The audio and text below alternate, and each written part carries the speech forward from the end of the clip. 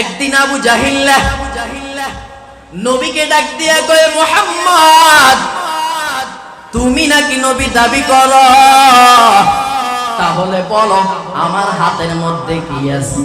যদি বলতে পারো তাহলে আমি তোমার হাতে কালিমা পড়ে পড়ে মুসলমান হয়ে যাব। নবী আমার আল্লাহর কাছে সাহায্য চায়। আল্লাহ বলেন, পয়গম্বর আপনি আবু জাহেলের হাতের দিকে ইশারা করে করে করে বলেন, এই হাতের ভিতরে কি আছে তাড়াতাড়ি বলে দাও। আল্লাহর হুকুম পাইয়া রাহমাতুল লিল আলামিন যখন আবু জাহেলের হাতের দিকে ইশারা করে বললেন, আবু জাহেলের হাতে কি আছে তাড়াতাড়ি বলে দাও।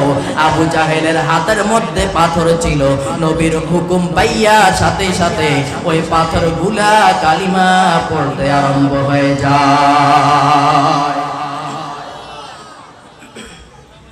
আবু জাহেল ডাক দিয়া কয়, মুহাম্মদ তোমার জাদু তো জমিনে চলবে।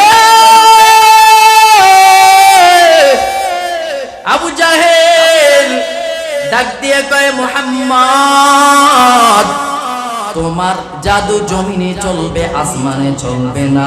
যদি তুমি আসমানের চারটাকে দুখণ্ড করে দেখাইতে পারো তাহলে আমি তোমার হাতে কালিমা পড়ে মুসলমান হয়ে যাব। ওরে নবীর উম্মতের দল, যখন এইভাবে আবু জাহেল বলা শুরু আরম্ভ করলো, আল্লাহ ডাক দিয়ে কয়, পয়গম্বর কোনো টেনশন নাই, কোনো টেনশন নাই। আপনি আসমানের দিকে ইশারা শাহাদাত আঙ্গুল দিয়ে ইশারা করতে থাকেন।